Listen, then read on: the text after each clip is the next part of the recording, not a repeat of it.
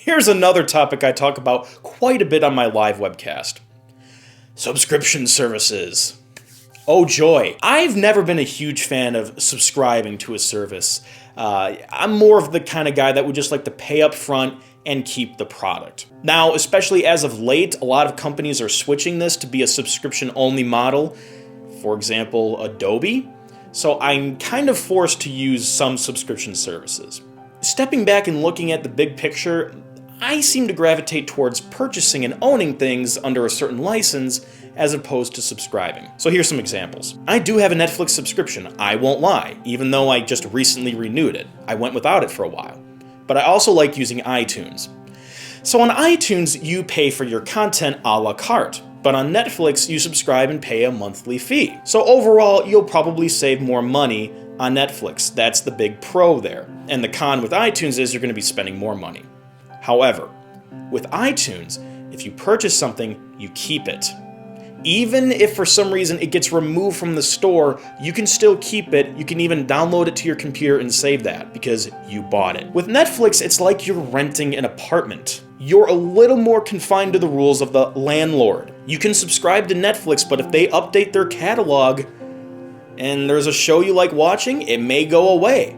But that's the price you pay for paying less money. And you can't necessarily keep the content or download it to your computer. You can stream it in a browser, yes, but you can't download it and save it, and if the content gets removed in a catalog update, you're out of luck. Also, the other thing with Netflix is content usually comes out later. With iTunes, stuff is usually available right away, but you'll be paying a pretty penny for that. That's the price you pay. When it comes to software, it's kind of similar. Adobe recently, for the past couple years, has done the Creative Cloud subscription method, which we're kind of forced to use because I use Adobe software all the time, so it is what it is. It is kind of nice being able to stay subscribed and just get the updates when they come out. I won't argue that, that's one thing I do like. But overall, I just like paying for the software straight up. And that's what Apple does with Final Cut Pro. I paid one fee years ago and got all the upgrades for free and didn't have to subscribe to anything. Now, Apple can kind of get away with that because they make so much money from hardware, so they don't need to charge as much for software. For Adobe, it's quite the opposite. So, from a business perspective, I understand. The other thing about some subscription services is that you're also locked into a contract, like cell phone carriers, what they do. Adobe Creative Cloud, I believe there's some contract where you have to pay a certain amount of months before you can cancel. So that's another area where they get you. So overall, they both have their pros and cons, but I tend to gravitate towards paying for something rather than subscribing to something. And that also happens with real-world items that are physical, not software or movies.